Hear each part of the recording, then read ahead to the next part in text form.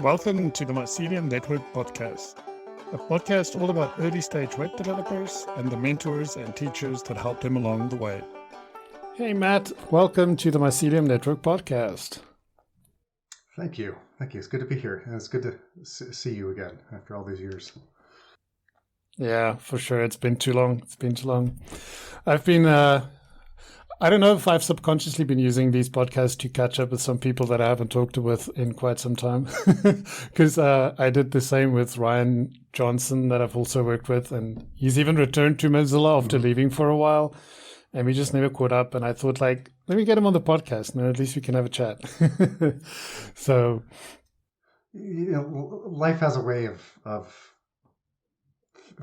filling up space once people go different directions, and so I understand it after these 3 years post Mozilla. So yeah, no, it's probably like they say with how you have to put time limits on the work you do, because if you give it too much time, you'll find things to fill up the time. So if you make your deadlines a little tighter, you'll end up doing the same amount of work in a shorter space of time. Something like that, like work will always fill up the amount of time you give it. Definitely a lesson I've learned quite deeply over the last 3 years and four jobs. I've had 4 jobs in 3 years. Yeah, that's something we'll touch on during the conversation. So I've hinted at the fact that we know each other for quite some time and that we've potentially worked together in the past. But before I don't want to tell your story, I'd love for you to just tell us, who's Matt Brandt? What gets you up in the morning? What gets me up in the morning? Well, currently it's snow-covered mountains and copious amounts of skiing. Oh, lovely. What gets me up in the morning? What gets me going?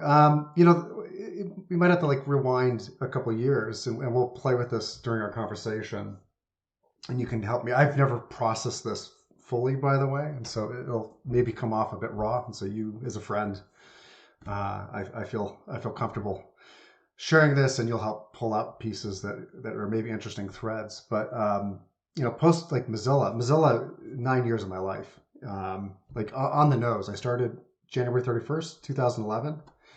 And my last day of work was January 31st, almost 3 years ago. And wow, built up just incredible relationships, globally dispersed teams, individuals, yourself. Mozilla is this cornucopia, a bit of an ivory tower. And when I say ivory tower, it's like academia. It's very academic in the sense that there are these academic ideals. There's almost an unlimited amount of money, except when layoffs occur at Mozilla, but almost an unlimited amount of money to go off and do things with and see what happens, and no pressure to actually create a product that brings revenue when I was there, I should say. And so it was a safe space, an enlightening space, a group of individuals that were motivated, who were curious, who, I don't want to say driven. I hate that word, driven. It's kind of like people leverage. We're going to leverage blah, blah, blah, right? But a group of people who've been enabled to just seek out interesting ideas and follow threads to their to their logical ends, and not necessarily a group of people who are all on the same spectrum of beliefs and ideals and values and upbringing, right? It was this broad spectrum, of this diverse spectrum of people that were able to come together, both as paid contributors, people who are on the payroll with Mozilla, but also the open source end of things. And so when that ended, right, I was laid off along with the team I was leading. I was an engineering manager. What the heck? See, I've gone through so many titles over the last 4 years. I've forgotten the names of titles. I've forgotten the names of the people I've worked with. It's hard to build relationships when you're cycling through jobs. Yeah. I think we were doing, I don't remember what was the title. I'd have to look at my resume at this point. But we were doing. Was it around the Lockwise Uh, times? no, it wasn't around Lockwise and Password Manager. It was. We were working on Firefox directly. I'm not sure why this is skipping my brain. I've been doing a lot of interviews, like job interviews, and so I have like my spiel, my story down pretty well. Um, I mean, right? I'm a professional interviewer at this point. But working directly on Firefox in terms of ensuring there weren't adverse impacts to the browser itself, the application, the software, from third-party applications like accessibility software, antivirus is a big one, et cetera, et cetera. There's a lot of things that poke holes through other applications, and so I was leading a group that was focusing on how do we approach that. But post Mozilla, and this is getting back around to like what gets me up in the morning and what keeps me going. I really spent some time thinking about what do I want to do? Do I even want to stay in tech? And that was a difficult question to answer. Where Mozilla did a layoff in, was it 2019, January 31st, 2019? Is that right? Am I doing the math right? The math? I think it was 2020, wasn't it? 2020. Or was it 2019 and 2020? No, it's 20. Well, we did a lot of layoffs, but it was 2020. Is that right? Yeah. I think I'm mathing that right now. It's Yeah, a blur. I think that's right. Like we did a layoff directly into a global pandemic, right? There's a pandemic, like layoffs, the global economy, like issues. And for listeners who aren't U.S. or based out of the United States, like we've got a dilemma where our health care is tied to employment. Otherwise, it's very expensive out of pocket to pay for. And I have a household myself, a partner and a child who's 9. And so being employed is really important during a time where there's a pandemic, where there are unknown health impacts. And I fought hard to find work. I've lost count. I need to go probably look at the spreadsheet. I've done over 100 interviews with companies, like multiple interviews where you cycle into a company and get a couple interviews deep. And the pandemic hit, and I had three job offers, and they were all rescinded because of concerns about the economy and the economics of being able to support that position. So I had job offers rescinded directly after Mozilla.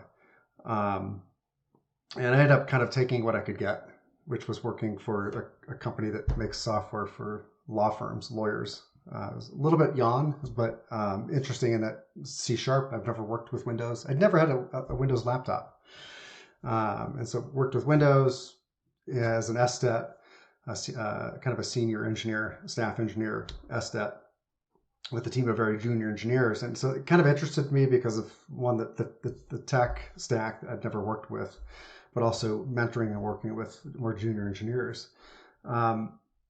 But I did a lot of soul searching of like, do I actually want to stay in tech? And yeah, I live in a mountain town. It's a bit expensive to live here. There's not a lot of mobility in this town. There's a lot of service industry jobs, like jobs that support the tourist industry here. And of course, that dried up a bit during the initial days of the pandemic.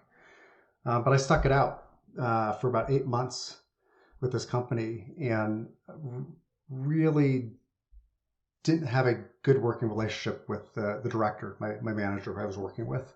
And we really struggled to work with one another. I ended up getting let go. And it was kind of like a soft layoff. The team I was on was let go all at once. And I had one of those moments of like, do I want to stay in tech? Like I fought hard to get this job. I worked at it for 8 months. I built relationships. I delivered solutions that I was trying to deliver for the team. I elevated the group I was on, helped some very junior engineers who were struggling get a foothold on the team and feel successful, and then was let go. And so I took 8 months off. It wasn't like I was going to take 8 months off. It's like, I need a break. It's time to hit reset and on my life. my relationship both with my partner and my child. At that time in the United States as well, in our community at least in Colorado, schools had gone fully remote because of COVID, where the schools closed, and so we had we had a 7-year-old at the time. So yeah, 7-year-old at the time, who's now 9, but a 7-year-old who was struggling to do remote schooling, and so I took time off and was his teacher. Essentially, I sat with him and spent time with our kid, and I did my own healing over those 8 months. And when I got to the end, it wasn't that it's like, hey, the money ran out. We had money, like financially, we live a pretty simple life, so that we can have choices. It's always been about options and choices, and so financially, we were stable. We weren't going to go on fake holiday trips anytime soon, or buy expensive vehicles or whatever you do with money. I think I even dialed down our internet, so we were paying less on internet and had lower bandwidth. But you just tighten things up so that we could draw it out. But at the end of the time, I started getting intellectually bored, and I thought about leaving tech. I thought about going into forestry. There's the United States Forest Service. What do you think of people hiking on trails carrying shovels and doing trail work and talking to people and helping people go, hey, you should camp over here, not there. There's a beautiful view. If you go a little bit further, there's a nice view, and there's a spring. You can fill up your water bottles. And let me tell you about the natural history of this area and the people who used to live here, the generations of people who've cycled through this area, and talk about the geology. And that's a past life. I did do that in a past life, and I thought about going back to that. But in the end, I decided to go back into tech, and I played with a couple ideas. And this was an interesting time for me in that it was very exploratory. It felt very empowering to decide, what do I want to do? Forget the money, forget climbing job ladders that you're supposed to be climbing, these hierarchies, these ladders. Forget survival. There's enough money. There's always enough money. There's always enough money. And if you kind of go, well, I'll make this work, but what do I really want? And I didn't want to work with a toxic team like I had with the job that the first post Mozilla job. And I thought, do I want to go back into management? I enjoy people leadership. I say people leadership, but I enjoy enabling and elevating those around me and creating spaces for them to do the best work. That's a full-time job. It's not like a technical lead. It's that you're focused on making sure the people around you are living their best lives. Did I want to go back into that? Did I want to go do something safe? Did I want to go back into test engineering and just be a simpleton, IC, an individual contributor, which I can do in my sleep. I can do test engineering in my sleep. And then I started to play with the third area, which is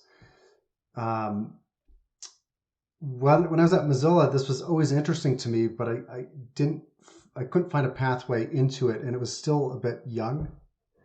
And that was site reliability engineering, so SREs.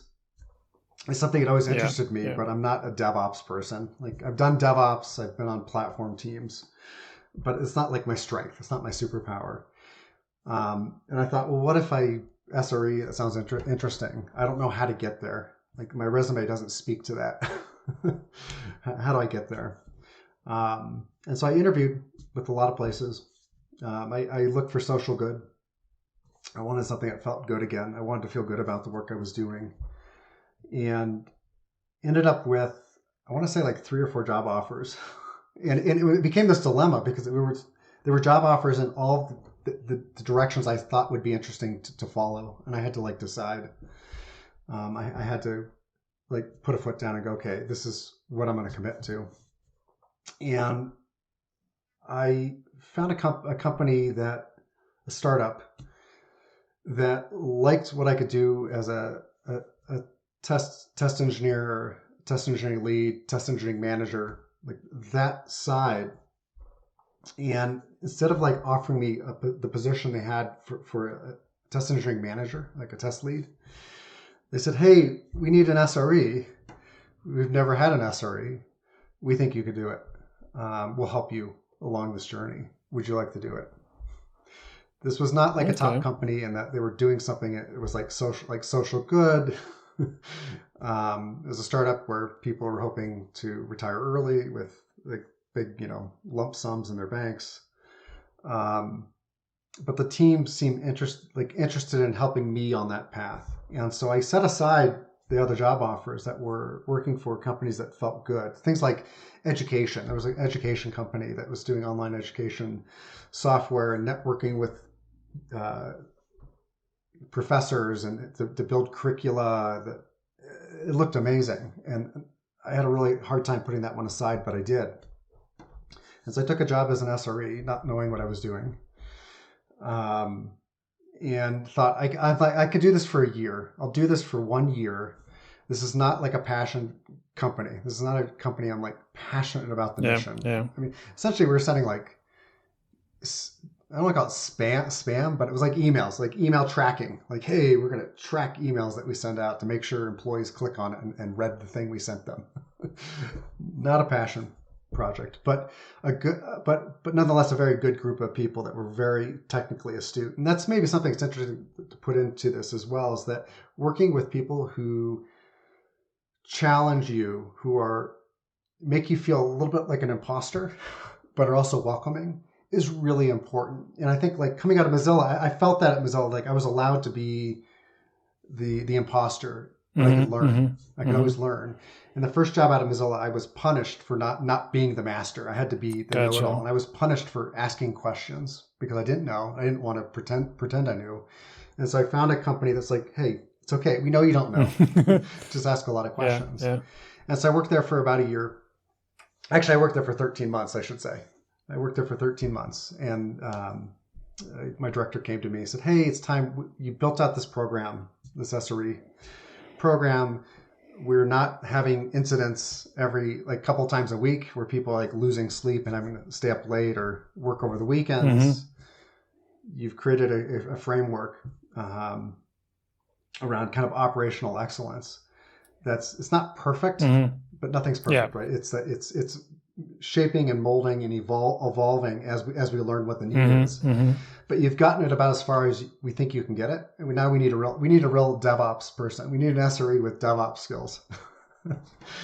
And so I did my time there, and I lasted 13 months. I planned to stay there for a year, and I left that position going, now what do I want to do? Now I want to do the passion work. I want to work with, and I say passion work. It's not that I think like Mozilla at times it was unsustainable. Like I was so engaged with the work and the community that I was working too many hours. There was too much identity wrapped around myself as a Mozillian, I should say, right?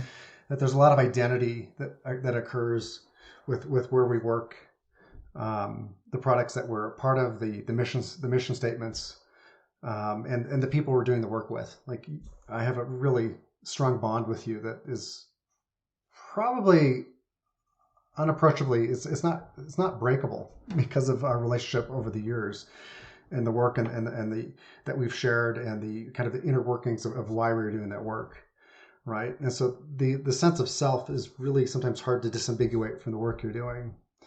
And so I approached the passion work again because I wanted to work with people who care about what they're doing.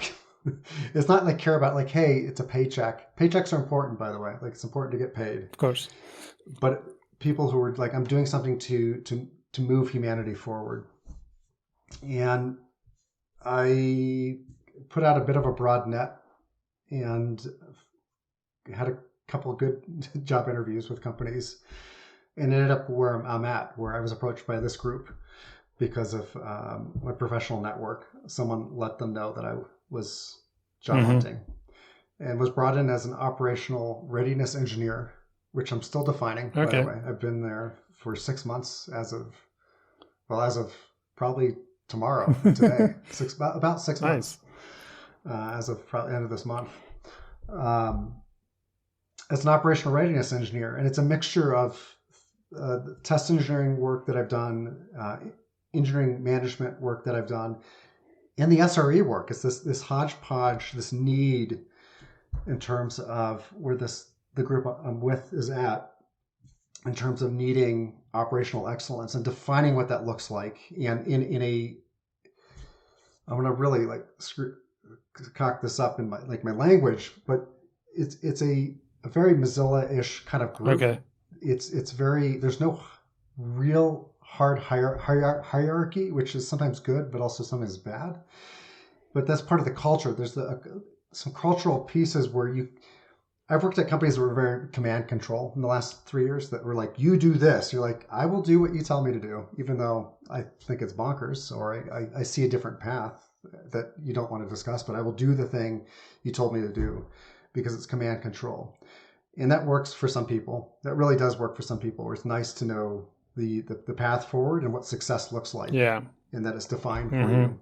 And when you get into companies like Mozilla or the place I'm currently with, where it's very nebulous, that success, it's hard to define success. It's hard to define what the next steps are. Like, hey, we have this like these goalposts that are generally in this direction.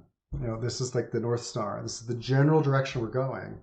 But to get there, we don't know. And we're not going to tell you what it looks like because we hired you because you're going to figure that out. Not that you don't know, but you will figure it out. Yeah. And you will do it collaboratively.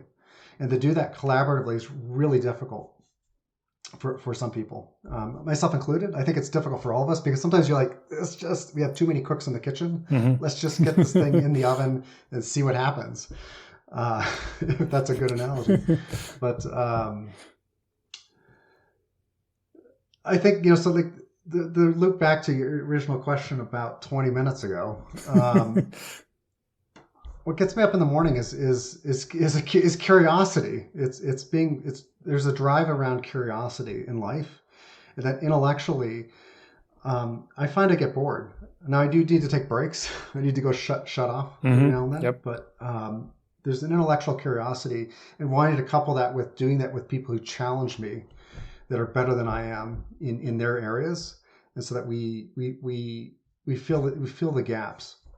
We identify the blind spots for each other. We do that collaboratively in a very safe space. And finding those safe spaces, I'll tell you, is difficult. And even like trusting in them. I was thinking about this morning, that I've been with this group for 6 months now, and I still carry the baggage from that first post Mozilla job. It was a very toxic, unsafe environment, and I still carry that baggage. And I'm like, I'm almost 45 years old.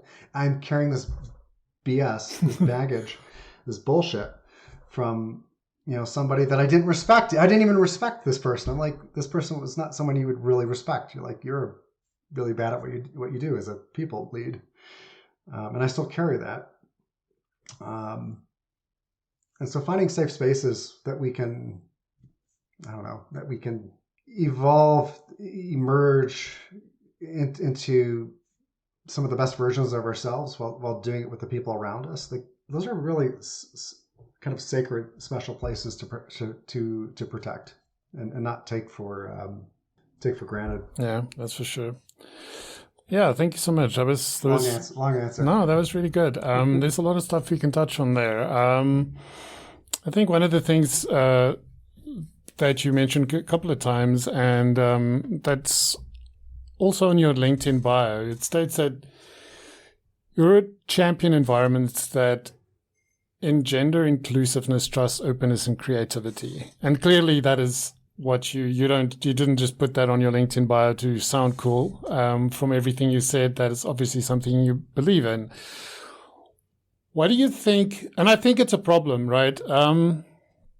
I've spoken to so many people over the last 6-7 months, and heard some really disturbing stories about some of the things that happened to people that I've heard about before, but I never believed it. I always thought it was like, urban myths types of things, and like this could never be true. But then to hear somebody like vocalize it was it hits you.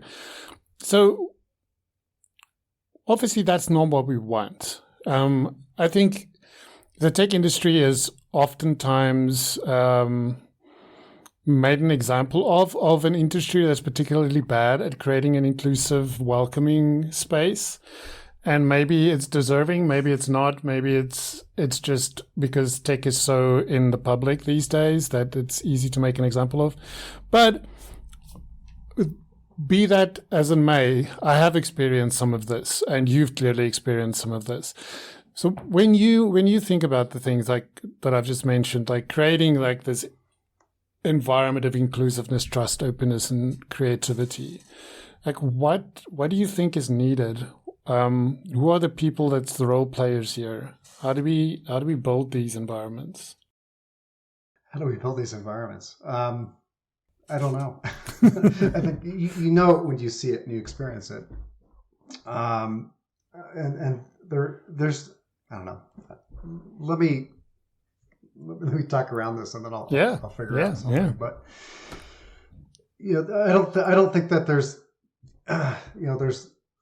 there's certain like rules necessarily to follow. It's how do I think about this? And this last round, 7 months ago, when I started interviewing again to look for the next job hop, I ideated on. I spent a lot of time thinking about that and ideating of like I do not want to end up with a group of people I don't trust again, who also don't trust me. And how do you find that? And I'll maybe start with this, like the finding piece, because to me, some of the finding pieces that was leading with who I am. So my LinkedIn bio, I spent an obsessive amount of time wordsmithing that. Let me tell you, like in the last 3 years, like I've wordsmithed my bio, the job descriptions in LinkedIn, my resume, and yeah, I feather my resume. I have a whole strategy about how you do interviews, and you do them at scale when you're looking for work. Okay. And like how to do it in a sustainable way, because I became like a professional interviewer where I was interviewing with dozens and dozens of companies because I needed work. I needed a job. Yeah. Period. And how do you do that in a sustainable way? But that's not the question here. We're definitely going to dig into that. There's a part of this that leading. Yes, I'm an older white male who's college educated, who's been able to wordsmith his resume, so it tells a nice kind of impressive story. You know, I had my own business. I worked for IBM. I had my own business while I was in college, right? And I hired students while I was in college so we could learn. I worked for IBM.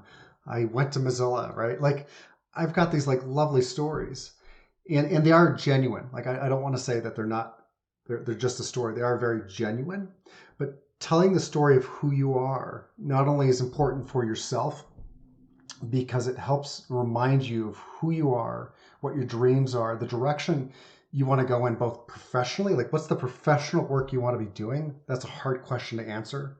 Still is for me today, of like, I don't know what I don't know. Like, I don't know what I don't know. How do I say that I want to do those things I don't know? Right? Like, how do you tell that story? But how do you tell the story of like the type of people you want to be surrounded by? And so I view my LinkedIn profile and my resume and the way that I speak in interviews as a filter, that if you don't like me for me, I'm going to piss you off, or like I'm going to make you feel very uncomfortable in an interview, and you're going, "Oh, Matt's not the one. Matt, we don't want Matt on this team." And so I view a lot of the work I do up front as a filter of like I don't even want to waste my time. And that sounds harsh, because we do need to move into spaces where we are supportive and we are moving the conversation of inclusivity forward, but we also need to do it in a space that sustains us, that's safe, that doesn't do damage to ourselves, that we can do. It's not a sprint, it's not a marathon. This is a long haul thing we have to commit to. And if you're in a place that's toxic, it's going to tear down your self-worth. And so I do a lot of filtering up front.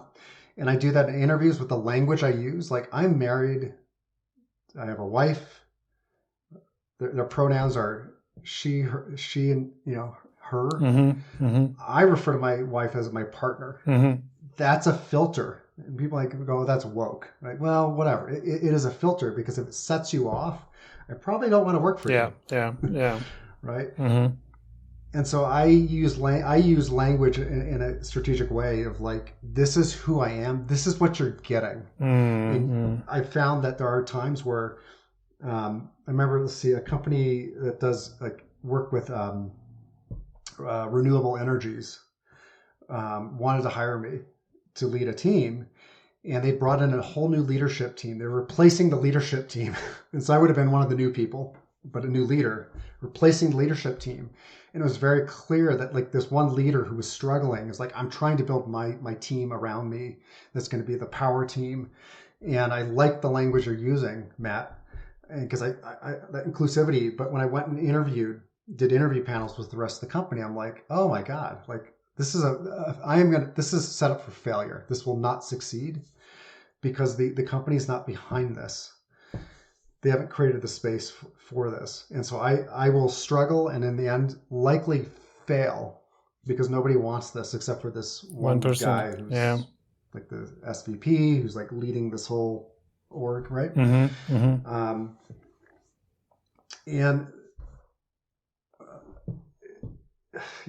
So there's a piece of like doing an initial filter and not even subjecting yourself. And I say that for anybody. Yes, I'm a white male, privileged, have an impressive resume, and can tell good stories about what I've done with teams, both individually for myself, but the teams I've led. And so making sure you're set up for success is really important. And it doesn't feel good, by the way. Like the interviews don't feel good. Rejection doesn't feel good. Yep.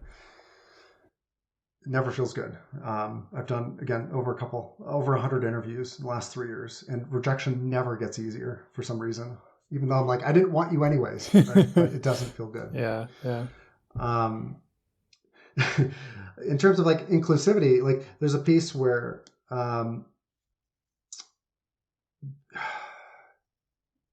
taking risks, like I can tell you the first company outside of Mozilla, when I left Mozilla,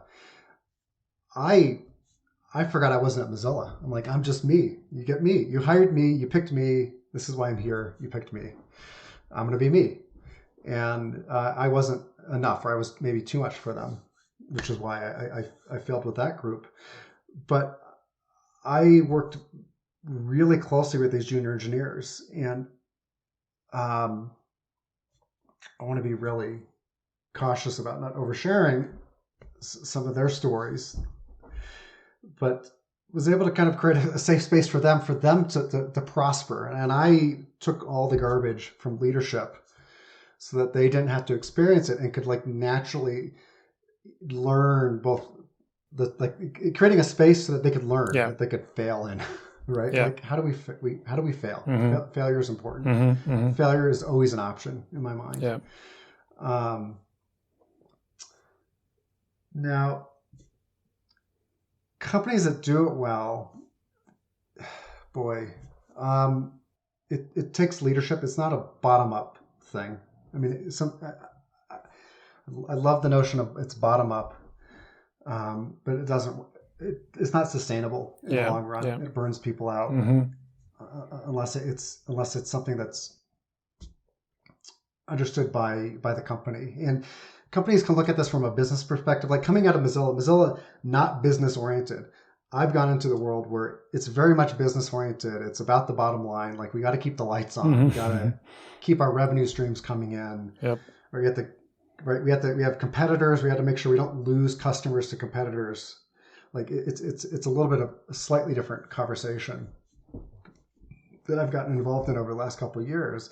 And how do you make space within a company of like, hey, there's this conversation around inclusivity that we need to approach, and how do we approach this from a holistic perspective that also like feeds the business of like, hey, there's a reason why we bring in people who think differently than us, because they represent a broader market, globally, different users, different needs. I know, like, I really care about accessibility, like an accessible web, accessible products. Yes. And I did a lot of accessibility work at Mozilla. And I remember, like, post Mozilla, I came out and I said, hey, this isn't accessible. Like, I think it was like the font and the contrast ratios were off.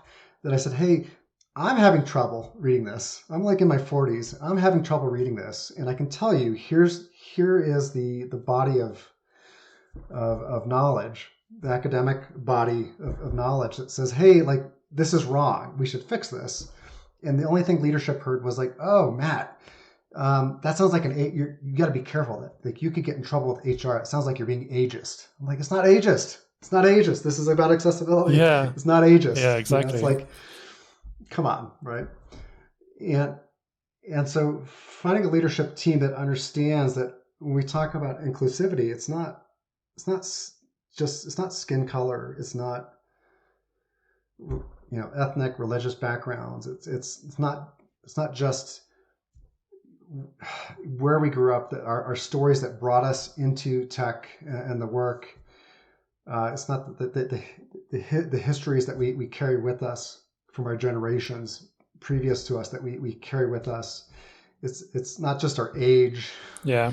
Right. It's not just physical abilities or cognitively where we're at. Like, it's all these things combined. And there's often like a hyper awareness of like I look at like what's happened. This has been happening in Twitter, or say Twitter. Ooh, I didn't mean to use the T word, but been happening in tech recently with a certain somebody. Mm-hmm. And the conversations that have come out of that about like this anti woke movement in tech about, hey, let's just get back to doing business. Business. Let's make money. Yeah. Right. And it's like, it's not like being woke. It's like literally like, hey, this is the world we live in. These are the people we support, our products support, that are part of that. We want to expand to make sure our products are usable, useful. Like, the UX makes sense, that it just tells the right story, so someone makes the right decisions when they're using our software, instead of having to like go into like a document and read documentation or support or go to Reddit or like any number of things. Like, they should be pushed towards making the right decision. Yeah. Right. And that comes from a really broad and vibrant and colorful background of people who are supporting and creating the products. And we get stuck in like these microcosms of like, oh, this is what inclusivity means, and it's everything. Yeah. Right. Yeah, and that, I think as engineers, and maybe I see with leadership teams, we're worried, we get scared about boiling the ocean, and leadership teams will be like, oh, we're just going to pick this one like sound bite, this one small sound bite that we think represents what inclusivity means, and that's what we're going to focus on. And then we're going to either like do a poor job at it, because that's not what inclusiveness means. It's this huge, like much larger picture, or as a tech industry, we're gonna attack it. We're gonna attack this because it's woke. It's like, well, no, you're attacking the wrong thing here.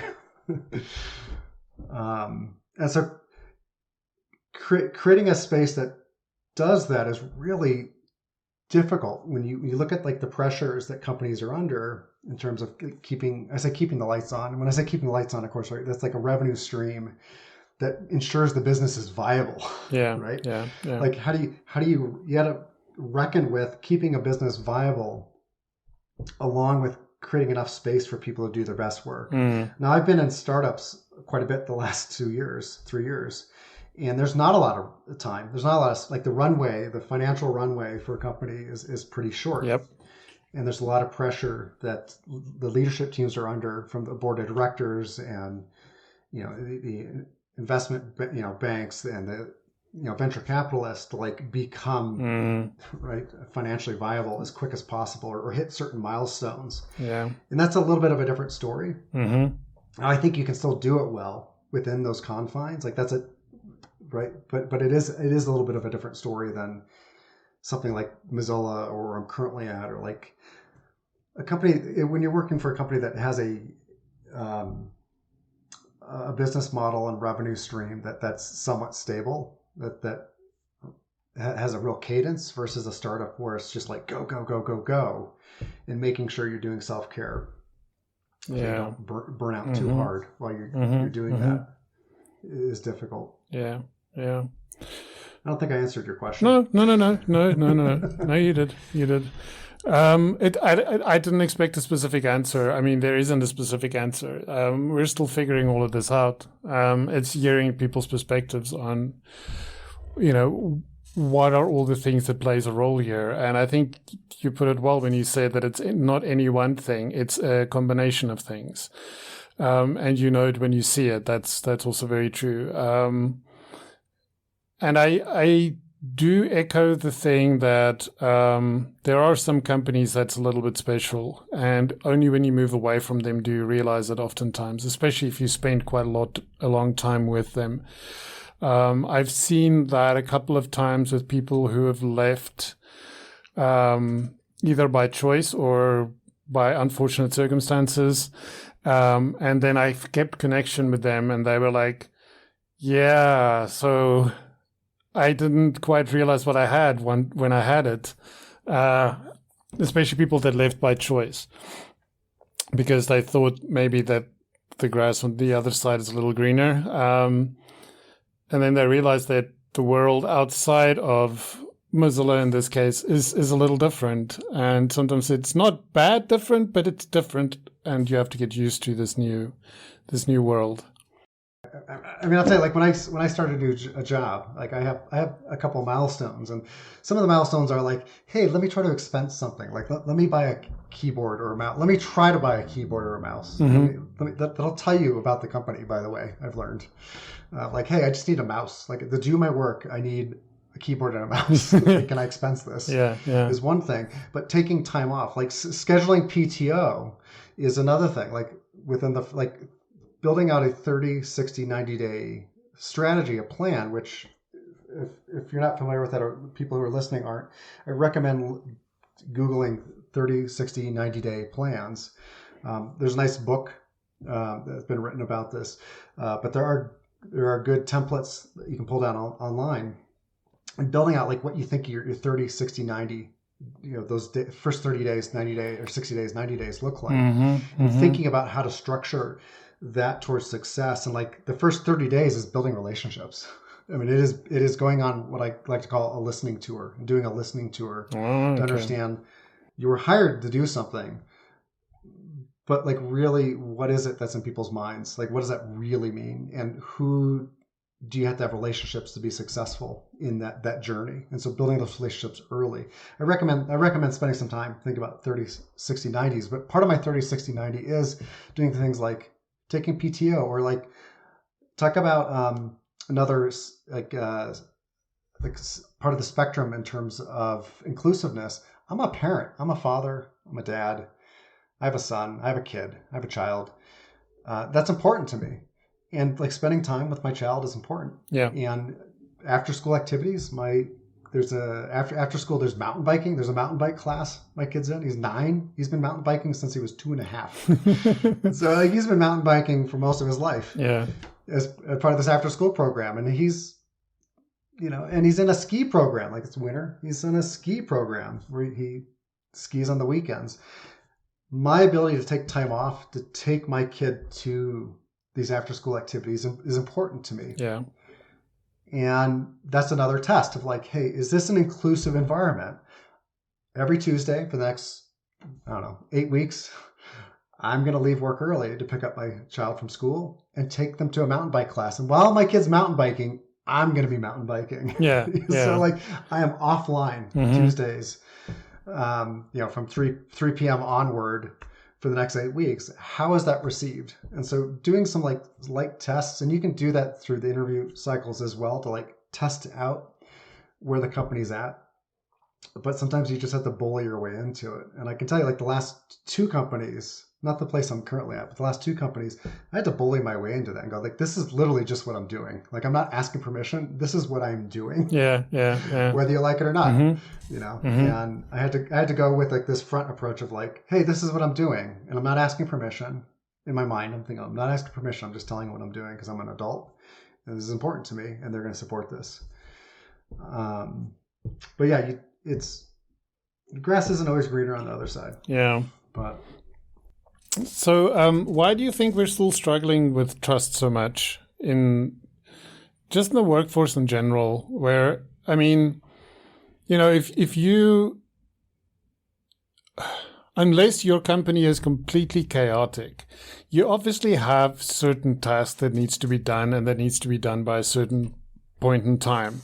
It's irrespective of the company. So if you are then employed to do certain types of work, you're assigned tasks, and those tasks need to be done on a certain point in time. Why do we still find it so hard to just tell people that, okay, cool, here are the things that you need to get done by this point in time. How and when you do this is not really important to us. It's about delivering really good work, and delivering it on time is what's important to us. Why do you think we're still finding it so hard to trust people to do that? I often feel it's a reflection of the person who's judging you. Mm-hmm. It's more of a reflection of who they are, or the culture of the company itself. Mm-hmm. And I laugh because that's something I've internalized. It's like, it's not me, it's you, or it's them. Mm-hmm. I have been a remote worker since, let's see, when was our son born? 2013, October 2013. So probably like early 2013, I went fully remote. Yeah. And so I've been remote for about the last 10 years. And I think I did a little sabbatical at Mozilla where I worked remotely for a while. So maybe like 11 years I've been a remote worker. And trust is essential. Yep. Open communication channels are essential. Essential. I can't speak right now. I'm tongue tied. But I think God, I don't even know how to approach this part of the conversation. But like the whole pandemic, particularly in the United States, really changed the conversation about working remotely. Right. And we're seeing that play out in places like Silicon Valley, where there's a push to try to get people back into the office. Yeah. Yeah. And they're like, no, I like my life working from home. I like all the extra time I have. I don't have to commute, and I get more time with my kids. I get to go do stuff after work. I can go mow the lawn, during my, like water, coffee break. Yeah. And so like the notion of like how we relate with one another and build trust, build those I say, let's put trust aside, the word trust, build relationships. How we build relationships fundamentally has to change. And I can tell you from my own experience, particularly in the last couple of years, where building relationships remotely, where my only interaction with at least 2 of the 3 companies I've been with has been like through Zoom. Like I never physically met the people I worked with. Yeah. Ever. Yeah. Yeah. Right. I didn't get to meet them. I didn't get to share a cup of coffee or tea, or have breakfast with them, and go for a walk and like see who we really are, and build some of those bonds. And so they were very much like professionally based, of like, this is very professionally based, of like the inputs and outputs of my work are all I'm being judged on. Yeah. And building long-term relationships, which then I think builds in the trust component, is really important. And so looking at employers who spend time, when we're talking about like people managers, like leadership, like they're people leads. They're not doing technical. They should not be doing technical work. Yeah. Yeah. That's a red flag to me. When I see leads that are like, they're supposed to be people managers and they're doing technical work to I don't know, get a few more like sprint points, Yeah. Jira tickets across the finish line. Like, come on, like you're supposed to be supporting the team to make sure the relationships are robust enough to solve any problem. And so building those relationships, I think, is the only way. And I think like that's how I've always led with like telling the story of who I am. Like, that's what I do. I come into teams, and it may be a bunch of introverts, and I'm introverted on some level myself. But going in and building robust relationships so that we can solve problems, or we know who knows like a certain edge scenario part of the system, or like, can come in and give like some expert knowledge, an expert part of the design and go, hey, that's wrong. You're like, great, tell me, let's get this right. Right? Is really important. Yeah. I don't know, like I'll bring up Mozilla because you're still with Mozilla, and we had some shared experiences with Mozilla. But like Mozilla, like one thing I always thought that did really well, and yeah, it was a lot of money to do these whole company, like all company offsites, these all hands. Yeah. Were really important. Like spending the money to get people together is really important, and doing it in a way that's not simply like we're getting a team of people together to push us a problem solution across the line. Like, let's just get people together so they can be together. Yeah. And look at this longitudinally of like, these are long-term relationships that we have people that we want to have them stick around for years. We want this to be a part of their journey, their experience over years, not just a couple months, not 6 months, not a year, but years to really invest in building those relationships. Yeah. I think we talk about like, why doesn't trust exist? You could maybe say like, oh, from a command control perspective, like, oh, the visibility, like we have to use Jira, we have to do stand-ups, like we have like the people lead for the team has to know where everything's at all times. And if you're not being visible with your work, like I got in trouble with a company like, Matt, you're just not visible enough with your work. I'm like, okay. Let me see. Like I will add some extra process. Like I'm adding process that's extra work for me. It's paperwork. Yeah. So that you can see what I'm doing, because what this tells me is you don't actually trust me. Exactly. Right? There's a trust issue here where like, if you're not feeling like I'm visible enough, it's like, there may be pieces like, yeah, like sometimes there's something to take away from that. Like, can I be more visible in certain areas? Or like, let me reword this. Some language I picked up over the last couple of years that was interesting to me. And, I always like to go, like impact. We talk about impact in industry. Like what's, you have good impact. Like you get your end of the year 360 review. And like, what was Matt's impact on the team this year? Yeah. Right? I love those types of questions because they're terrible. And I had a a senior VP change it around. He's like, Matt, think of it as elevate. How have you elevated those around you? I'm like, oh, that's when you really like spend some time grokking on that. It's a different perspective of like, okay, like the work I do impacts those around me, but it also like, how am I elevating them? Is like the work I'm doing, it's both technical. I'm building up processes. So like incident management, like, ooh, this is exciting stuff. Like, hey, what happens when, US East for Amazon goes down, right? Like, what's the incident response process for that? Like, there's technical work and there's process pieces to that. Yeah. But like looking at my work through like how do I elevate those around me, which also means I don't have to have all the answers. I shouldn't have all the answers, and I shouldn't be doing all the work. Like, how do I break the work apart so I am getting the right people engaged, involved, that need to be a part of the conversation, that need to be the cooks in the kitchen that are coming up with the right recipe. That I'm listening. All I'm doing is I'm taking notes. Like I'm getting them to create the recipe, and then I'm sharing the recipe out. Like that's maybe part of like my work, my goal, my story that I'm within a company, is I'm sharing that recipe out more fully. Yeah.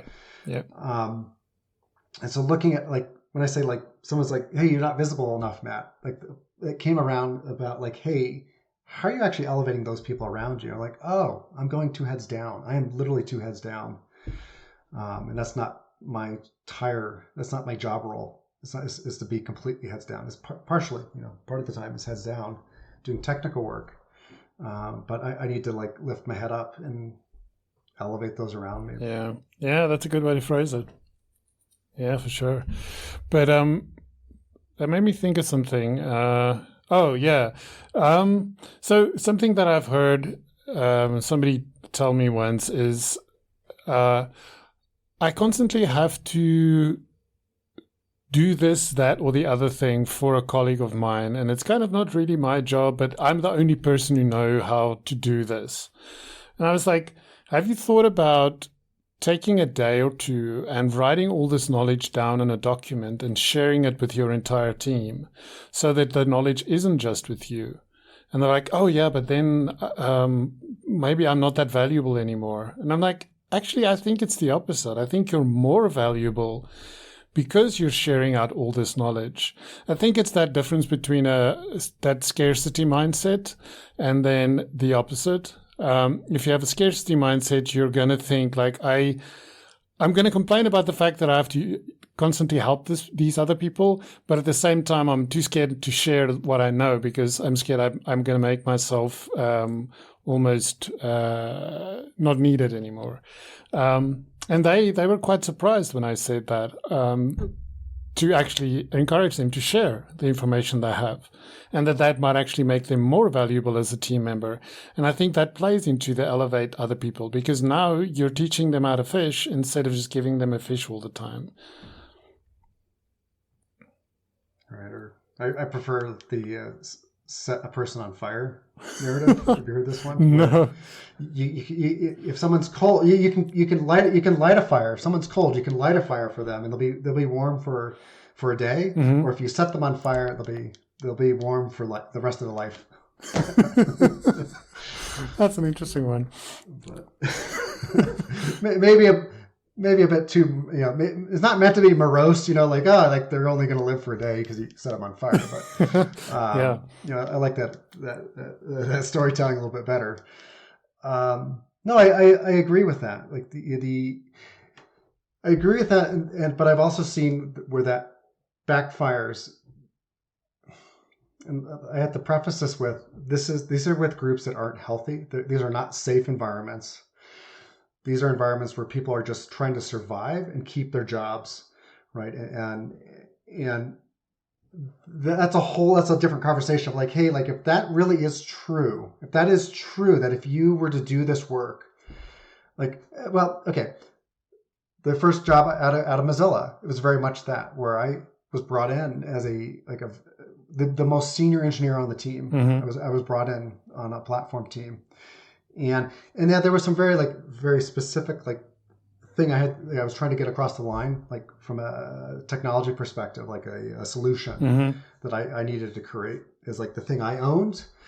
But along with that one thing I owned, like I'm also like, okay, like we've got a team of like very junior test engineers. Like test engineers are like, hey, the number of Selenium tests I write using Selenium shows my value. I'm like, oh my God, you've written like a couple thousand Selenium tests, and do you know how much, like, what's the actual value of these tests we should be doing? Yeah. Like, we haven't actually talked about a test strategy. We're just writing tests because we think that's what we're supposed to be doing, right? And I just saw this really, I don't want to say moldable like clay, but this group that was like a sponge. They just wanted to learn. Like they wanted to understand their profession and move up a couple levels to actually understand what the real questions we should be asking were, right?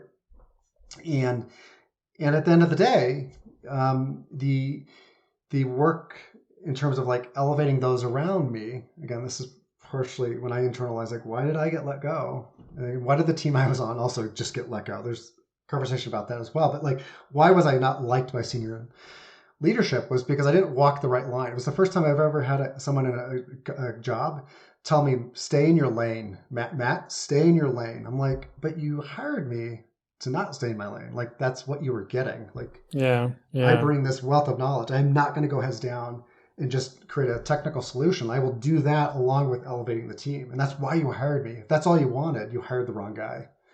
Right. And again, I lasted 8 months at the job because it was like, this is not going to work. This is not going to work. And I had a foot out the door already because I'm like, this is not working. It's time for me to leave. And so there is a piece where if that is not part of the culture of the company, it can backfire on you. And I am a vocal, like vibrant, engaged person. And so maybe I failed more spectacularly than some at that.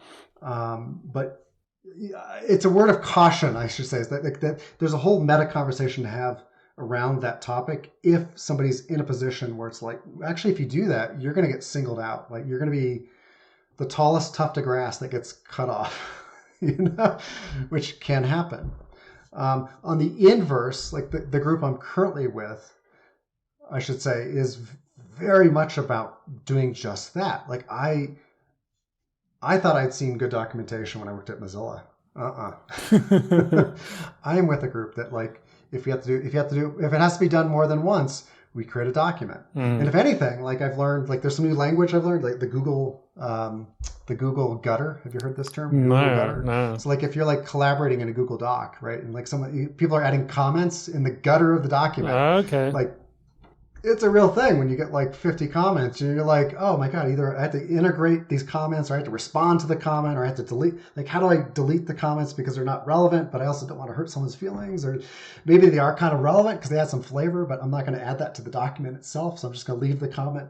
Like, I'm with a group that is very much moving into the next phase, I should say, of their existence. And that's a phase that's moving beyond scarcity. And so this is language that's new for me in terms of something I use on a daily basis, is when you work with it, when you're in a team that is scarcity is what exists, like you're doing everything you can to just survive. And it may be like you're actually thriving, like the team's doing well, like the culture's healthy. But let's just say, like, you're not able to staff up the team properly, and like you're trying to do a bunch of things at once. Like this happens at startups, right? Like you're just doing a whole lot of stuff. Yep. And realistically, like to make it sustainable in the long run, like you need more people. But the financials might not be there yet, or like you're trying to make the case that needs to, like, right? There's a lot of threads to that conversation.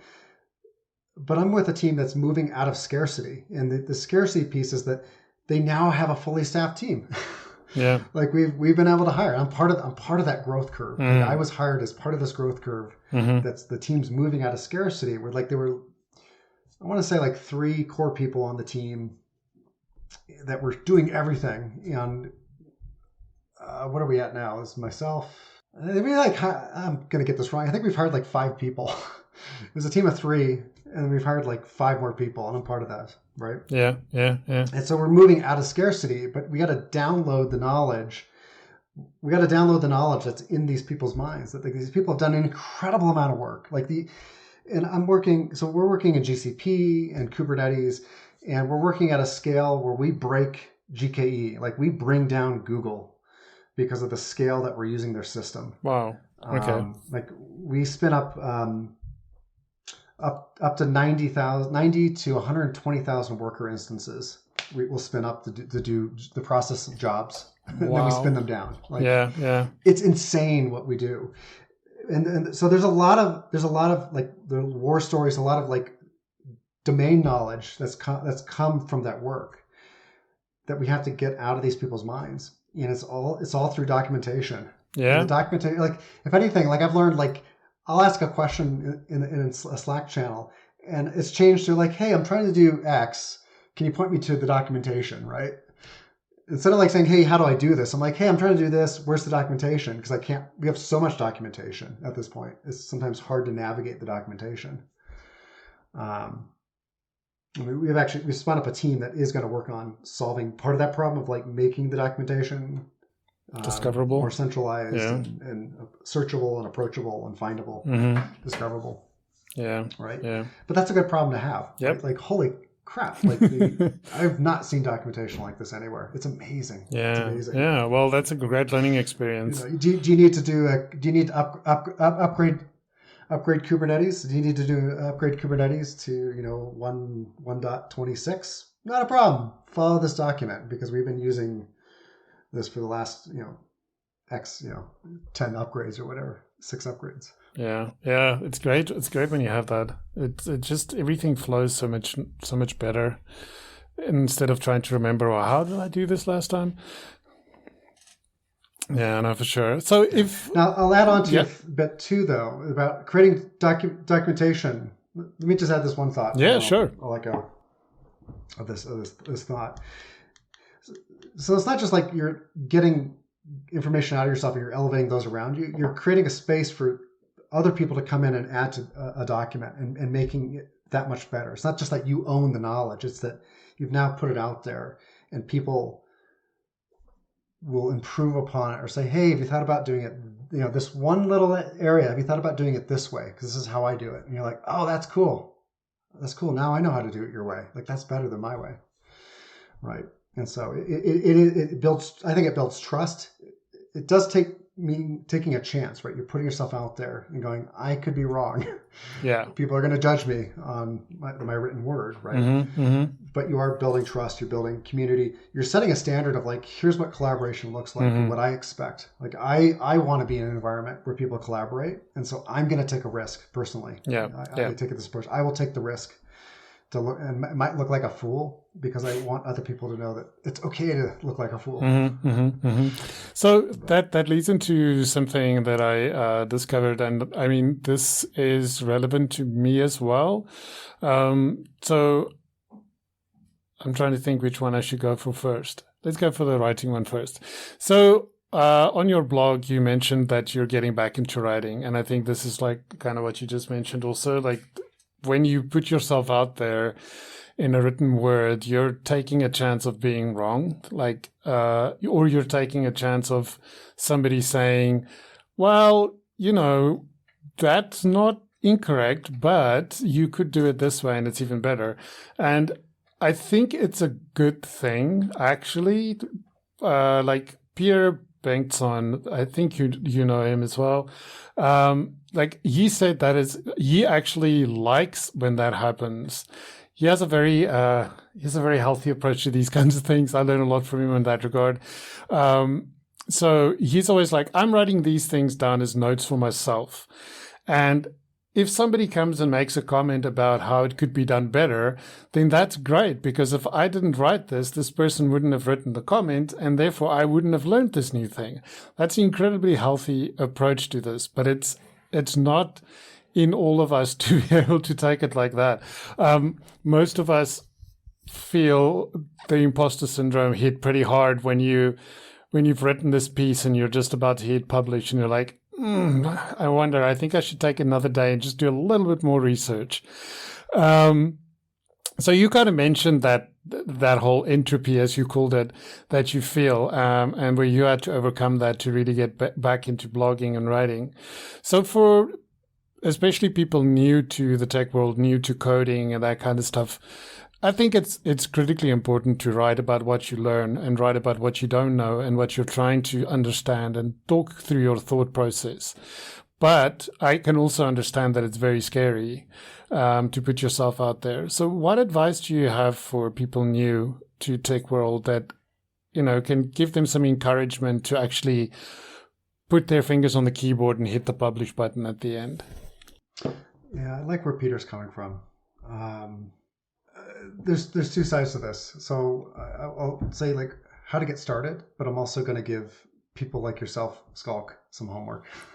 Good. I like this. Because you and I have been there. And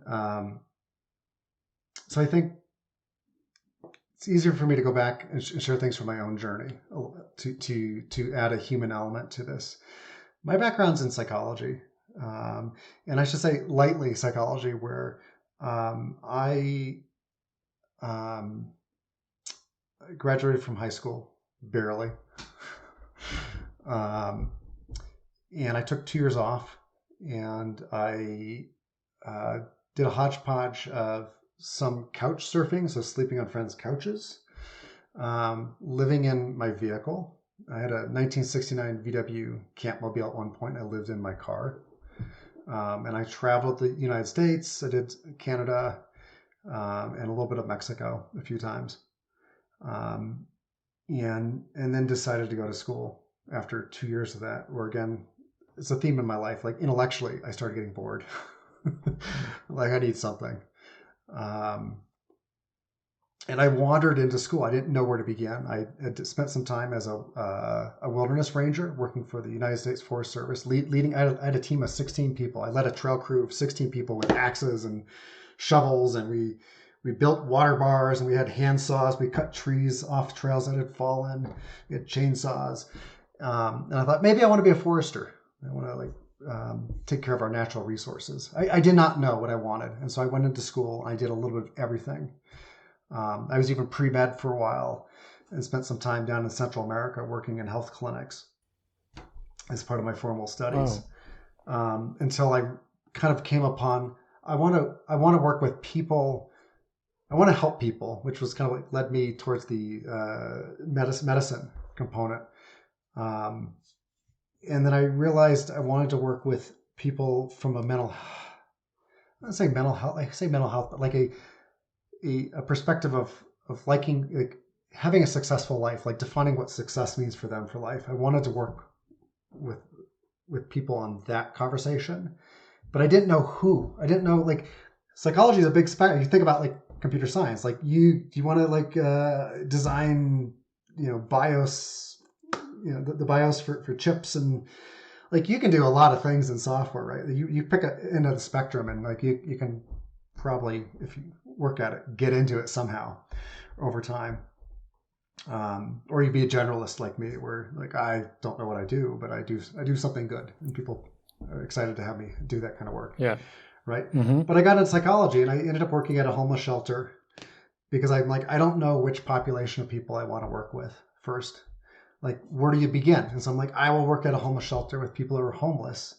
And I got introduced to a spectrum of people, from like newborn infants and single mothers to families that had kids to a person had a falling out and a bad divorce, and their partner took everything, and so they didn't have anywhere to go, so they ended up at the shelter, to veterans from foreign wars that were suffering from PTSD and drug addiction, right? And like the whole spectrum. It was amazing. And I realized I wanted to work with kids after that. I'm like, I realized.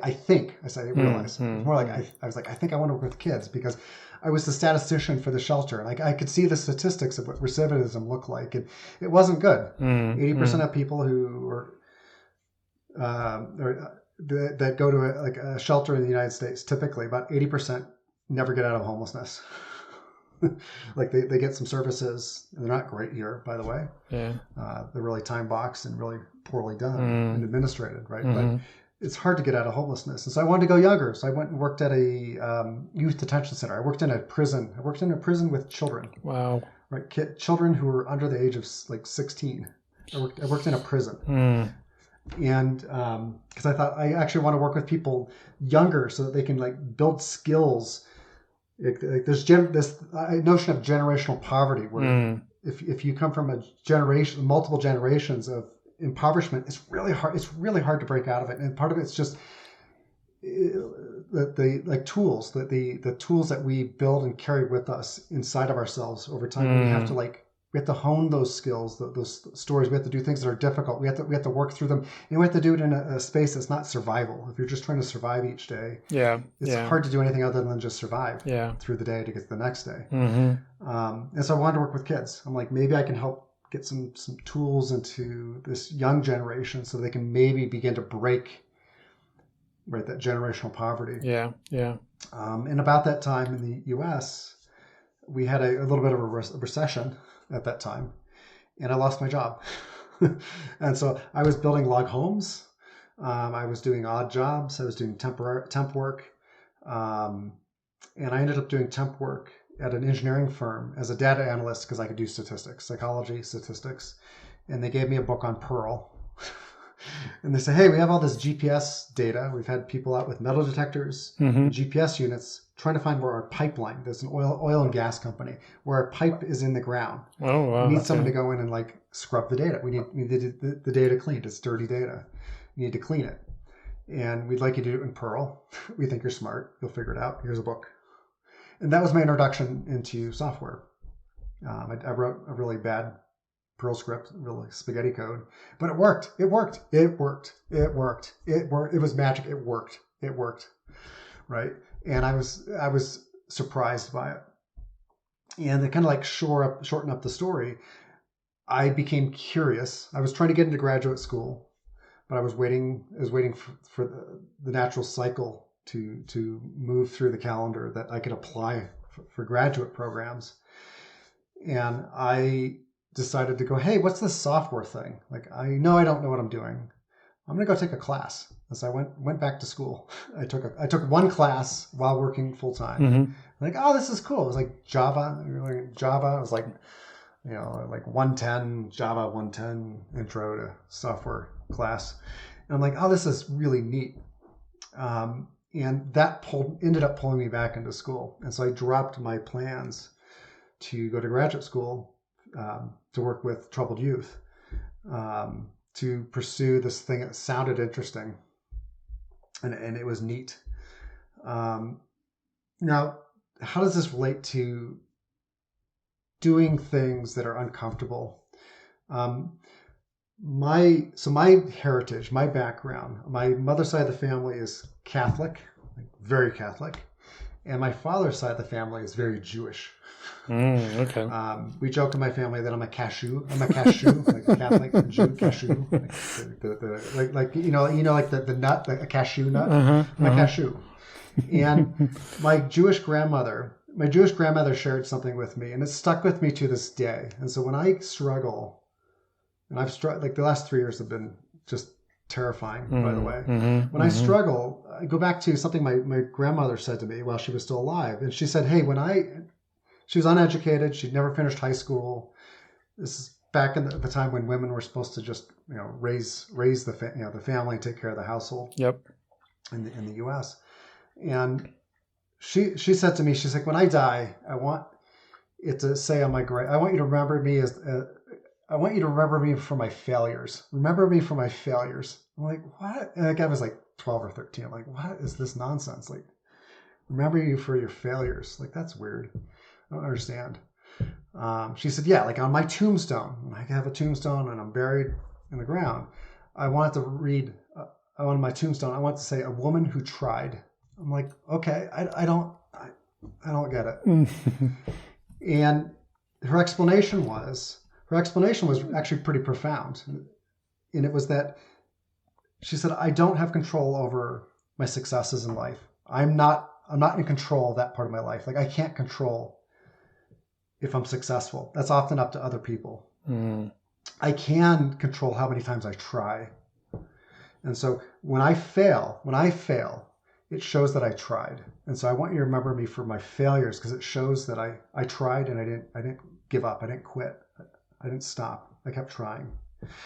And I mean, that feels very simplistic when I say that now to you. That's beautiful. This call, but it still sticks with me of like, I want to fail. Failure is always an option. I want to be able to fail because I learn through my failures. And it's not that like I screwed up. It's not like, maybe if I'm like working on like the next, rocket ship or like software for someone's heart implants, let's not fail like spectacularly, right? Yeah. But like, let's talk about it, right? But it means but it gives you permission to try, that I'm allowed to try. And as I've gotten older, I've found that the right people that congregate around me, that are my friends, that I have relationships with, that are my supporters, that are my mentors, that are my coaches, whether it's like long-term or they're just fleeting. They come through my life and then they move on. But they're there for like a moment when I maybe needed them the most. It's because I tried and I showed who I am. And the people who are like the haters, the people who are the naysayers or are going to dig in, it's more of a reflection of who they are. But it lets me know who they are. Like when you show me who you are, I believe you. Yeah. And it lets me like cast off a group of people that like, I don't need you in my life because you're negative. You have negative energy. You're not adding to my life. I don't know how to add to your life either. I'm not adding to your life. We're clearly not helping each other. And so getting started is hard, that entropy. And it comes and goes. And I'll say that it's not easy for all of us. It's not natural for me. I'm not someone who writes. I don't keep a diary or a personal journal. I've tried. Yeah. I have like a whole graveyard of like these really beautiful journals that I purchased to fill out, and then they remain empty, Yeah. But getting started and sharing your journey will pull the right people to you. And it helps you tell your story. And so like this is part of getting a job in tech as well, is that it is your story. You get to tell your story. Yeah. You get to tell your story. And you're not being dishonest. Like you can leave things out, or you can lessen the value or impact of something if you're like, hey, this doesn't actually add anything to who I am or my story. And so I don't need people to overthink this piece of like, we've all screwed up. Some of us have been fired multiple times. Like I've been told I'm a failure. I'm a terrible person, and more than once. And I don't need to share that story like when I'm doing job interviews per se. Right? I can talk about failure in smaller terms, but like when you begin to post, it pulls people towards you. It helps you get the right language of like, here's what I'm working on. It pulls people to you, which again leads me to the second bit of piece, this homework, is that I believe it's up to people like you and I, Skulk, and others in the industry when we have the capacity to engage with folks who are just getting started, to help them along their journey, to maybe be an ear, whether it's through social media, to add on to their posts, to elevate their posts, to respond to their posts, maybe even do a Zoom call. I'm guilty of doing that more than once when I could tell someone was at wit's end and was ready to give up. Say, hey, you don't know me, but would you like to do a call? Let's have a conversation to help people along their journey, because it's not necessarily time isn't straight like an arrow, and I think that can't get lost in trying to break into tech, but also evolve over time into the jobs that we want. Like I say jobs, but like the experiences. I'm all about experiences. The experiences we want to get ourselves into. It's not a straight arrow. It's not a straight path. And sometimes it's a bit winding. To find our voice within that and what we actually want to do, what we don't want. So yeah, getting started is important. It shows. I mean, I like what I've seen you do externally. Like I don't understand it, and maybe we'll have time for that after the call. But with this community that is spawned around the work that you're doing, that I'm just like absolutely intrigued by. But finding communities is really important. And when you share yourself openly, even when it's uncomfortable, you begin to find those communities. And I think to me, like you bring people in and they can add to, hey, have you thought about doing it this way? But it is also, it's finding your community, and sharing your work helps you find community. And a community, and I hesitate to say the word network, creates a network for you, but your community is what will help pull you through things over the years, but also evolve with you. We don't stay stagnant or the same. I think, it's easy to get into a narrative like, this is who I am. Like, well, that's who I was 10 years ago. I'm a different person. Some degree. Very true. Yeah, that's great. That's that's lovely.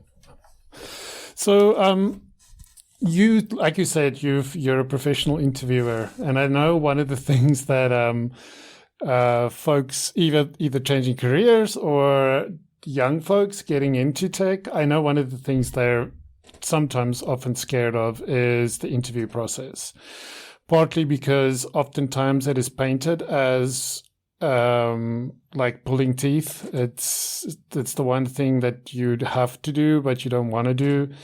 So if one of these folks came up to you and said, Matt, I'm going to go in for my first interview, any words of wisdom that you can help to get me not just pass out before I even open the door? Words of advice going into the interview. I mean, I'd say there's stuff to do ahead of time. That's important too. That's where a lot of the stress begins to build up, right? Is before even walking in. I think the thing when you're walking into an interview, let's just say like you have an interview later today, and you're gonna go, okay, I'm as prepared as I'm going to get to be. Like I'm going to be. Like I can't prepare anymore without stressing myself out. Remember that the people that you're talking to are human. If you're getting a signal that it's just a business transaction and you're having trouble getting a read, a bit of a red flag. But remember, you're walking in and you're having a conversation, and the more again, this is a thing to practice. And I have ideas on how to practice. Some of them may not be like super ethical, but like I have different thoughts on like how to practice doing interviews. But no, like interviews are broken up into schedules, typically for different segments. Not always, by the way. They're not always very organized. And so to begin with, like understand what you're walking into. The recruiter, the hiring manager, whoever is your point of contact ahead of time. Ask like what's my interview like schedule? What's the agenda? Who am I talking to and about what? Spend a little bit of time like understanding who you're speaking with. Like if they can't share with you, like, oh, we can't tell you who you're interviewing with, or like, well, we don't know yet. You'll find out when you show up. Like red flag, total red flag, right? But it's do some research on who you're interviewing with. Like who are they? Like do a simple Google DuckDuckGo search, right? Let's advertise DuckDuckGo. Like do a DuckDuckGo search, check out their LinkedIn profile. Oftentimes people leave their Facebook profiles open. Like, have you done anything in GitHub that's online, GitLab? Like, can you find work that they've done? Understand a bit of like their personal journey, so you can try to find a connection, and that helps me when I find a connection personally. It helps me calm down a little bit when I'm like I kind of understand. I think who this person is, like a little bit. It's a mental model. It's not right. It's not correct, right? But I can figure that out during the conversation. Show up with curiosity. Like if there's a fear, like, yes, like when I was post Mozilla, I'm like, I just need a job. Like I need a job. Like this is, like there's mass layoffs. Tens of thousands of people in tech are losing their jobs. And I'm part of that, right? Like I need a job, right? And trying to, on one hand, like divorce myself of that thought a little bit when I'm showing up on an interview so I can just be natural who I am is important. Things like technical interviews, like when you get into the things like I struggle with that I get scared about, like a technical interviews. I'm like, oh my God, technical interview. I hate those. I say hate those, and I'll quantify that in a minute, right? I hate those. Those scare me. Or like systems design. Oh my God, don't even get me started about systems design. I'm not a DevOps person, right? So like, let's talk about like designing a system that works at scale. Yeah, good luck, right? Do the time beforehand working with the recruiter, your point of contact, the hiring manager, to understand the format of the interview, like how to prepare yourself.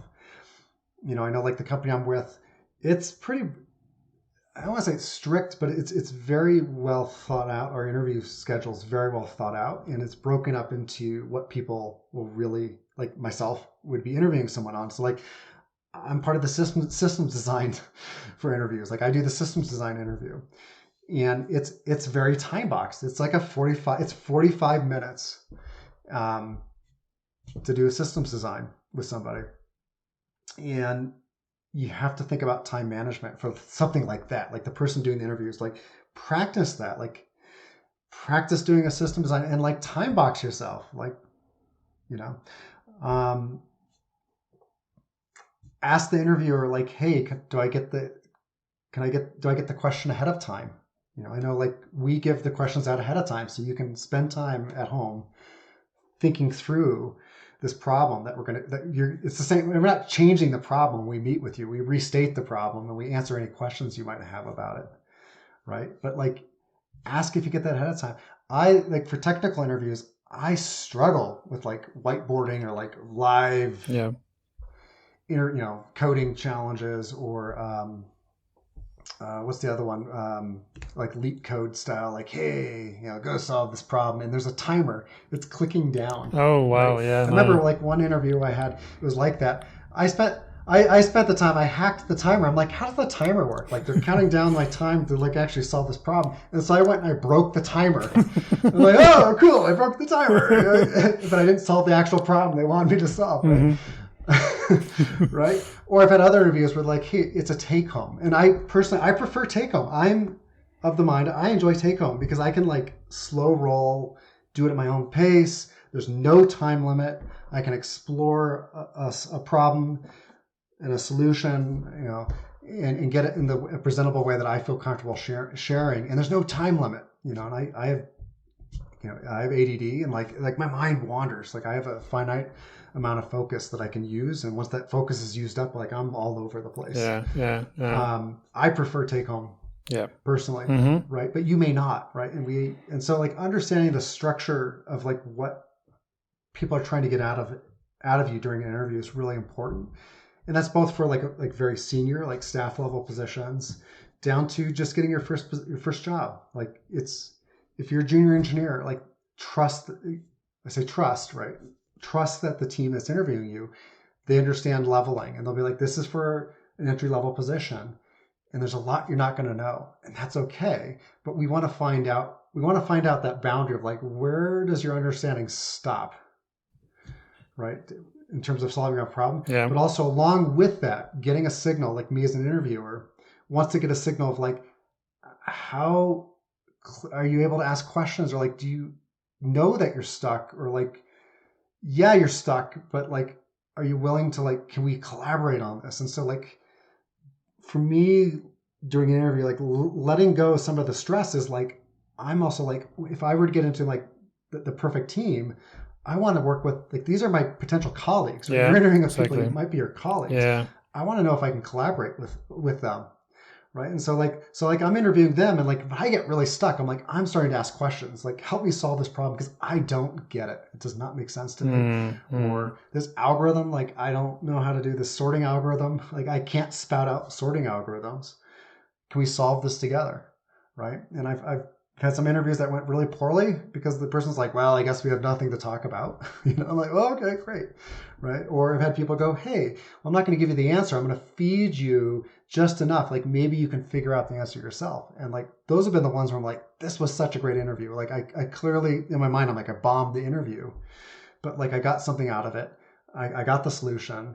And I know a lot about the person interviewing me, and they know a lot about me. Yeah. That's great. Mm-hmm. Right. Mm-hmm. That seems very healthy. That seems like a very healthy approach to it. And unfortunately, the truth of the matter is that it won't always be the case. Sometimes it'll be the case, like you said, where the person is like, well, I guess that's the end of the interview then. And I think you'll just have to have the community to support you when that happens to you. If you went into the interview and you did get stuck and you did ask a question and the interview was cut short because they don't have this healthy approach to it, that you can go back to your community and say, dang it didn't work out. And they could be there for you and say, that's okay. What did you learn from this that you can apply to the next thing? Is there red flags you can watch out for when you get the opportunity again, so that you lessen your chances of this being a repeat process? So I think that's great advice. So a question I have for you is, you kind of mentioned it, but you didn't quite dig into it. So what does success look like for you? In what realm? I would say life. Like, your career is part of it, right? Yeah. It's like what you said, like building a healthy, inclusive environment. It's not just any one thing. It's a combination of things. So I think for some people, success is all about career, but for you, what does success look like for you? Never had anyone ask me that question outside of the professional piece. Success for me. Boy, and it's evolved over the years, of course, particularly having a child who's I'm responsible for. I think realistically, it's success to me looks like someone who tries to do the right thing. I may not know what the right thing is, but tries to do the right thing. Some may fail, may make mistakes that I can't fix, but I'll try.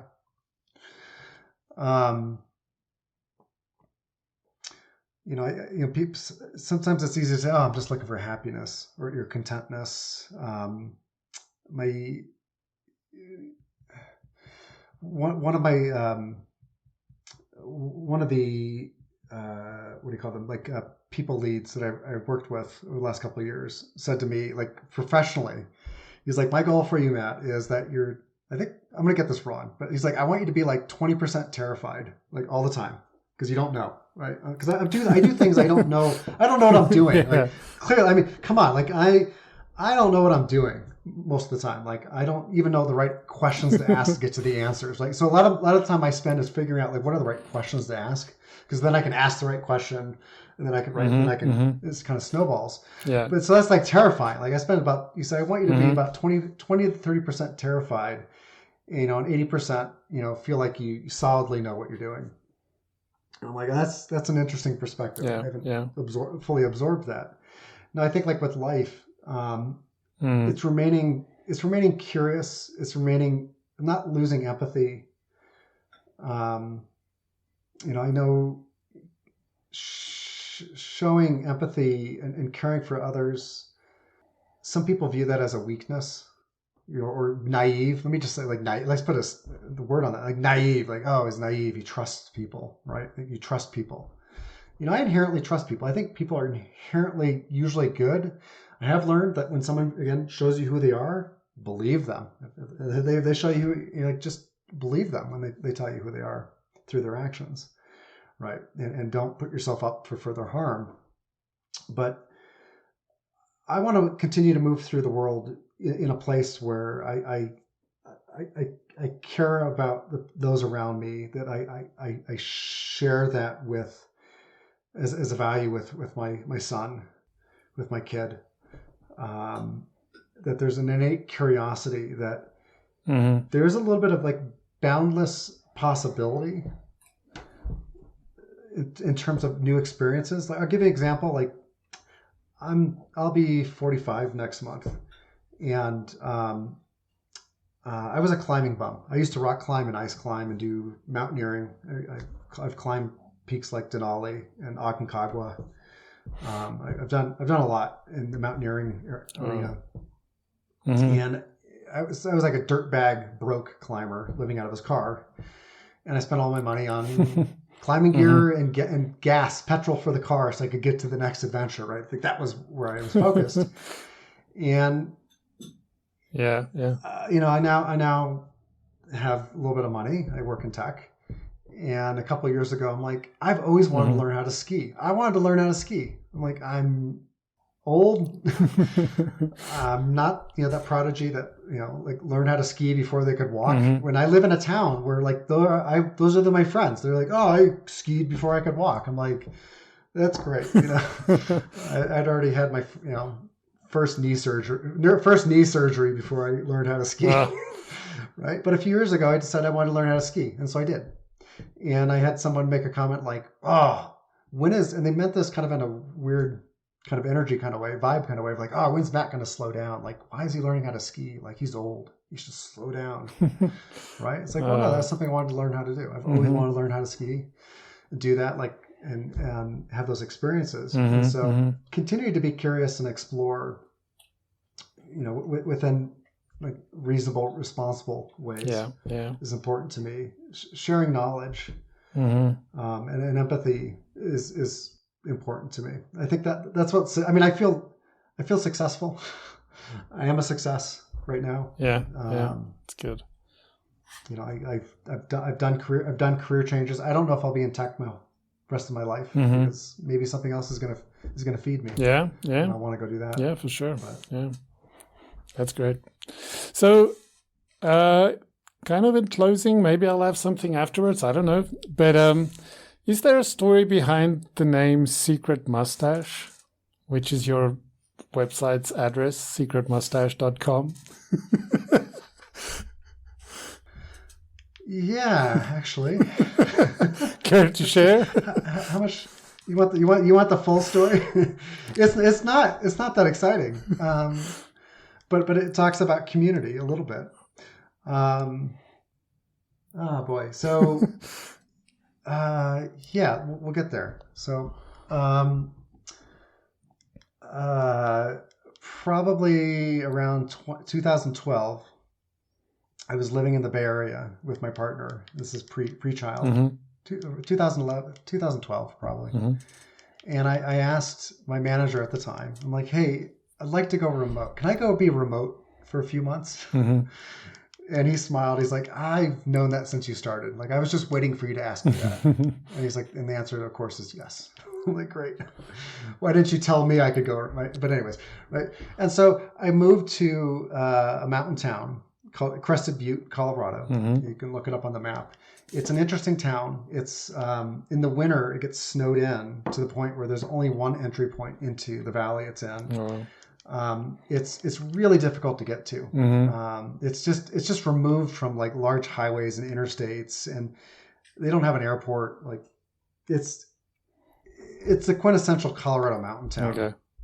There's mountain biking and hiking in the summer, and skiing and those types of pursuits in the winter. And so I went to Crested Butte, and I was remotely working from a bookstore. And a coffee shop bookstore. Yeah. And the owner came over to me. He said, "Hey, you can't sit there."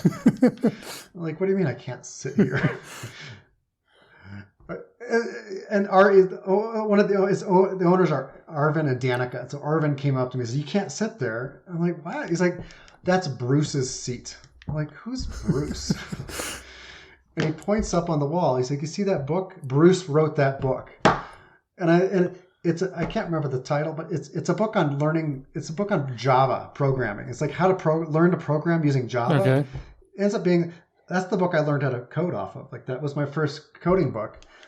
And this guy named Bruce Eckel, got a Wikipedia page, helped write the CISO standard. Bruce Eckel lives in Crested Butte. And so Arvin's like, "You can't sit there. Bruce is going to be in any minute now. That's where he sits. I'll introduce you." I got introduced to Bruce, and the long and short of it is that Bruce is this really interesting, eclectic individual, a bit of a thought leader, somebody who deeply believes and engenders the motion of like creating and sustaining community around not just software. Like software is a part of it, but it's not the only thing. And he has it's called the Winter Tech Forum, WTF. So you can Google Winter Tech Forum. But he hosts a conference called the WTF. I think it's coming up in March. I think I just saw the dates come by for this year. And it's just a group of people that get together. It's an unconference. When we get there, we come up with the topics that we're going to discuss. Yeah. And it's free flowing.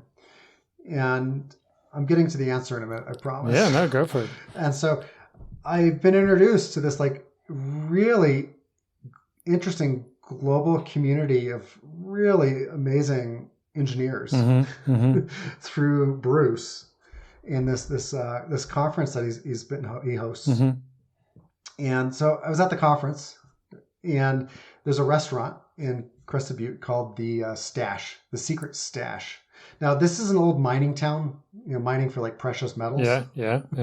And so it's very, there's a little bit of a mining theme to the town, and there's a place called the Secret Stash, like this, stash of gold. And we're sitting there. I'm sitting with a bunch of other engineers, and we're just talking about life, as one does. And we're talking about like facial hair. I'm not sure why. We're talking about facial hair and like how beautiful facial hair can be. And I admitted something to this group of strangers that I don't recommend admitting to a group of strangers, is that I can't grow facial hair. I mean, if you're looking on the camera, does it look like I have eyebrows? Well, they're blonde. You can't see my eyebrows. It doesn't look like I have eyebrows. I can't grow a mustache or a beard. I grow a neck gaiter. It's like the unibrow of beards. It's a neck gaiter. It's the only thing I can grow. And it's scraggly. It's painful. I zip up my winter coat and it gets stuck in the coat. It's the worst kind of beard you can have. Yeah. And so we're talking about facial hair, and I admitted to them, I'm having a little bit of beard envy right now. Secretly, I'm having some beard envy. And so we're having dinner, eating pizza, and I thought, I wonder if Secret Mustache is available as a domain, and I bought it on my phone at the dinner table. That's awesome. I'm glad I asked. It's not. I should have warned you. I should have warned you. It's not like a profound thing. It's very profound. No, it's perfect. tweaking your mustache with with beard wax or whatever, Yeah. to make it look magical. It's because I can't grow one. Yeah. And I have secret mustache envy. So secretmustache.com is because I have envy. That's lovely. I'm glad I asked that question. Oh, Matt, this has been like everything I hoped for and a lot more. I've learned more things about you than I didn't even have an idea about all the things you've done in your life. Fascinating, absolutely fascinating to have this conversation. Thanks so I'm a much. different person after these last 3 years. Yeah. Yeah, So I can thank you for imagine. I can letting me imagine. share. Yeah, no, thank you for sharing. I can't wait to share this with the community and everybody out there that's willing to listen. I think this is going to be a beautiful one. Thanks so much. Have a lovely rest of your day, and I'll speak to you somewhere. We'll catch up for sure. Thank you for listening to this episode of the Mycelium Network podcast. If you're not already, please subscribe, star, and leave a review for us in your podcatcher of choice. This helps others find us and helps us make a better podcast for you, our listeners. You can also find and follow us on Twitter at Network Mycelium and join the community on Discord. All the links are available in the show notes.